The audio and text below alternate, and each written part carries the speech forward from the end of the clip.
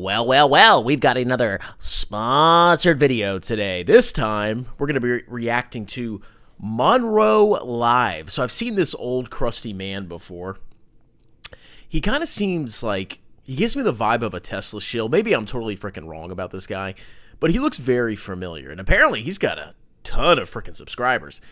And I guess when you get super famous, the first thing you do is you go and interview freaking what's-his-face from HYLIION, the fart-huffing company that's now a generator company.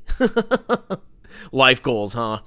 So let's react to this sponsored video. And if you want a sponsored video, you send me $50. See the pinned comment below. Click on the CPA services. There's a link tree. You send me $50, and I'll react to whatever video you want, as long as it's not too freaking long or it's too ridiculous where I can't even post it on YouTube. So let's see what old Munro, my dirty 304, has to say. Can run my engines inside the ship. Running the engines inside the ship usually stinks, okay? But this doesn't smell, doesn't give off carbon monoxide. It would strike me that I just leave these things on all the time and I wouldn't care about what's going on in my surroundings. Wow, that's a bull case for HYLIION's Carno generator if I ever heard one. It doesn't smell. Oh my god, it's going to the moon. It doesn't smell like a wet fart. Which HYLIION is kind of known for. A lot of the ships aren't popular at different dockyards and whatnot. So if I don't have to live with somebody, if I don't have to cow down to whatever country I'm in and I'm self-sufficient, it would strike me that, I'm going to get a whole lot more bang for the buck. Plus, I got waste heat. You're not getting any bangs there, buddy boyo. All right, let me turn up the volume here. I apologize. Hopefully the ding isn't too loud. All right, here we go. I can't hear Mr. Munro here. And it isn't turning into a waste. I can take this and I can heat, and if I've got heat, I can make cooling. I mean, this strikes me as being the obvious logical choice for naval ships. So it actually ships in general. Right. As a matter of fact, if I was going to make a trawler, that's about fishing trawler. This is about what I'd want for twin props and stuff like that, so under 100 feet. This would be ideal for that. And again, where do most of these trawlers go? Usually in cold water. And so that means I need heat, and either I have little furnaces all over the place or whatever. So this has got a lot of applications, I think, or more applications than say a semi. And just to share with you, like, how did we get started with the Navy? So the Navy's been vocal about they want, in the future, half of their ships to be autonomous, unmanned vessels. Problem with that, there's no one there to do oil changes and maintenance on the gensets. And so that's what actually got their interest in this, was the low maintenance. But then you get into it and it's low noise, low vibration. Well, now they're less detectable. Or to your comment as well, just a couple of weeks ago testified to the Military Committee of Congress. And the discussion was about how, imagine if there are troops deployed somewhere where they don't know what fuel they're going to get, or they don't know if the fuel is contaminated. Well, what if they have a universal system that will just take it?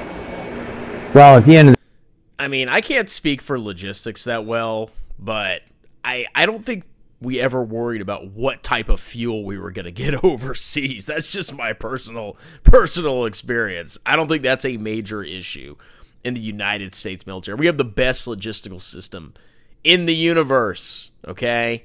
And I don't think we need to give this fart huffer frickin' money in government contracts so we can have his fart generator that takes piss as fuel. the day, Munro is doing a fair amount of work with the DoD, and I talked about the ship applications.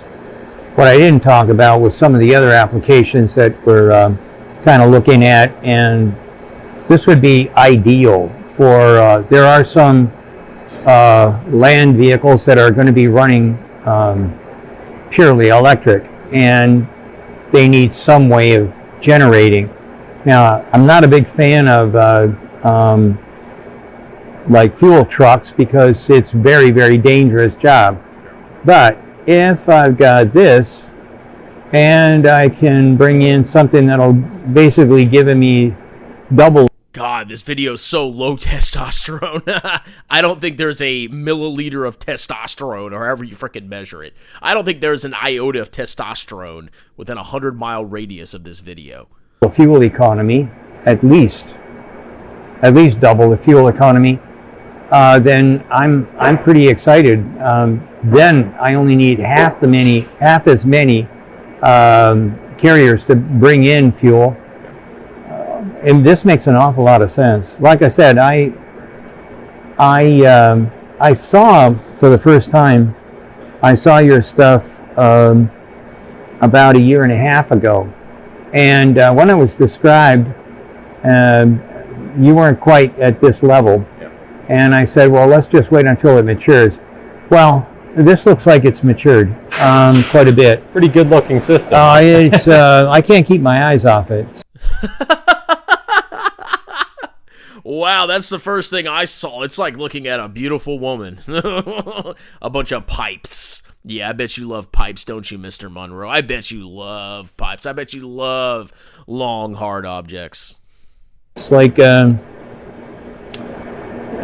maybe I better not use the pretty girl thing, but at the end of the day, it's got the same. Stop fluff. Dude, stop. You're fluffing. How much did Fart Huffer CEO pay you for this fluff piece interview? Oh, yes. Oh, HYLIION's the Carno. It's the future, bro.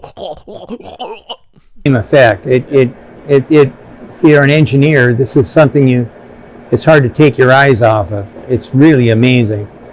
So what's your next vision? Okay, you're going to be making these 2 megawatt or gigawatt container systems and on and on. What are you searching for? What's your ultimate goal in the next couple 3 years? Yeah. Next few years is really scaling up the manufacturing production of these, right? So it's this year starting to get initial ones out there, starting to scale. We got the 200 kilowatt box. We're going to have next year in 26 the 2 megawatt enclosure, which rough size is about the same as a 20-foot shipping container. And then longer term, I think we could even scale down into a smaller unit as well, maybe like a household type size, like a 20 25 kilowatt. And I mean, to me, it's just, I think we're scaling up. Trust me, bro. This company has been burning cash and doing nothing for years. The whole point of this company was to generate fart-powered trucks, and that concept completely failed. And then in a last desperate gamble, this clown company bought a generator from GE. And for the past year and a half, 2 years, all I've heard about is this stupid Carno. Any day now, any day now. Look, this company needs to go bankrupt. It needs to go away. Okay, GE can buy back the rights to the frickin' generator. That's a real company that actually makes money. Let them work on the generator, okay? They clearly offloaded this because they probably didn't see a big future with it. That's just my humble opinion. Why would they sell it to HYLIION? I don't know. Think of it as this is the right way to make electricity, right? It's the right solution. So over the many years ahead, is there this overall kind of general grid shift of right now for decades we've been used to big power plant, distribute power out to the final destination. What if we move to all those final destinations could make power just as good? And I'm a big fan of localized power because, quite frankly, when you look at the infrastructure we've got and how old it is, it's easy to disrupt power for everybody.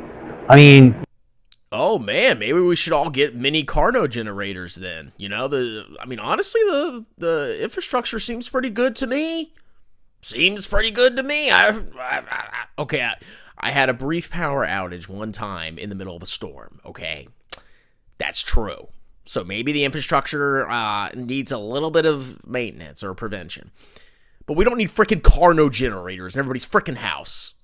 Okay, that's what they're going to start shilling eventually. Oh, it's not just for the Navy, bro. Everybody can have a mini Carno, and you can just take a dump in it and power it. We get a storm in Michigan. Oh, 120,000 people are without power. And you go, holy crap, where are we, in the Stone Age? Right. This kind of a system where, like, I can tell you right now, I don't like to go backwards in time, but I remember living in a condominium of 8 units. If we had this, our power used to go off, and I lived in it was located in a ritzy area called Bloomfield Hills. I guess the car knows the solution to all the world's problems. The power went off once a month, Yeah. and often long enough that anything in your refrigerator is now garbage. Yeah. So if you had a condo system that had maybe 10 or 12 units in it, you got this. Or if you've got a bigger unit, Look, they're jumping ahead of themselves. Are they even selling this in volume to the Navy? I know the Navy was testing these. Before we start talking about putting these in every home or condo, why don't we actually get a legitimate contract from the Navy first? Let's take baby steps here, okay? to design houses. I don't do it anymore, but I used to design houses, and I used to think, wouldn't it be great if I could put like a DC 48 volt system or 24 volt system in a house? The light bulbs last forever. Everything is, as long as it's in close proximity, everything's better with DC as far as I'm concerned. And all these appliances and whatnot are now available at DC. So if I was going to design a house, I wouldn't take DC power and turn it into AC. I just run everything on DC that's in the house. And if it's local, I'm never going to have to worry about anything ever being shut down. I pull natural gas in, and hey, everybody's happy. Everybody gets their power, and you get it a whole lot cheaper. I don't know what the price for running a unit like this would be, but my guess is it's going to be. Oh, I'm sure it'd be magically lower than any other power source in human history, right? Come on, let us know, Mr. Healy boy.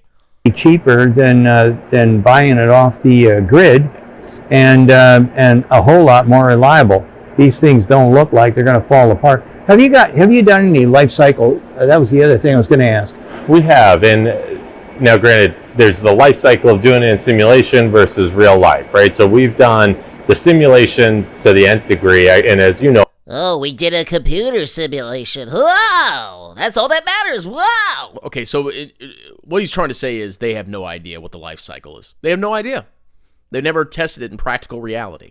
A lot of this team came from GE, so a lot of it's the best practices that GE uses on an aircraft engine, right, that we've used. Now we have started durability testing of components, and then what the plan is we're installing a unit here that'll just run 24/7 and do kind of long-term, but I mean we're envisioning it's a long time, it's many years until you're going to have end-of-life durability issues. And so I mean, I envision customers will be 10 plus years, 15, 20 maybe even, that these things would be deployed. And the actual wear part is actually the transfer of heat from the reaction into the hot side. You actually get metal fatigue, you get to creep, and that, so you can, that part would need to be replaced. But at the end of the day, creep only comes if you cycle it, if you get it hot and cold. Oh, I see two examples of creep right now. Right. If you leave it hot all the time, who cares? I mean, it doesn't matter. So that's why I was saying, initially I was saying when we were doing the tour, hey, what about turning it on and off to save gas? And then I thought about metal fatigue. And that's the last thing in the world I'd want. So I just leave it on all the time. And if it's on all the time and it doesn't get hot and cold, you're not melting it. So you'd reach. Does that reach even critical temperature? It'd have to go up to 2,000 degrees. No, so we're under that. Yeah. Yeah. Okay. So it wouldn't matter. It's like putting a pot on the stove. It's not gonna have a problem. Oh, I'm very, very, very happy. Man, little Healy looks a little flustered there. He didn't know the answer to that one. Happy that I came down. Yeah, and to your point, you talked about the DC power. So for the listeners, that we are native DC, and just like a battery pack, just like solar is. And so customers can either decide, just take the DC and use it directly, or they can invert it into three-phase AC. It's really up to customer's choice on that end. But we think, supplying DC is the right way to go. Well, especially if you have an electric car, making your own is a good idea, and DC is fast charging. So everything about it seems to make sense for me, anyway. Maybe on a closing note of how to think about this. The way I look at it is, this Stirling type of solution was invented 200 years ago, right? It was conceptualized, and it was always thought like, this could be one of the best ways to make power, if not the best way. But the problem was, it was almost damn near impossible to manufacture it.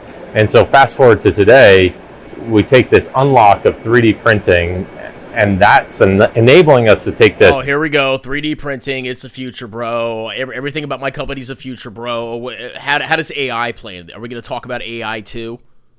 Multi-hundred-year-old technology, and actually bring it forth today into a new solution. And that's what, we call the Carnot generator. Well, as far as I'm concerned, this is great. Like I said, well worth the 10 hours we're going to be on the road going back and forth. And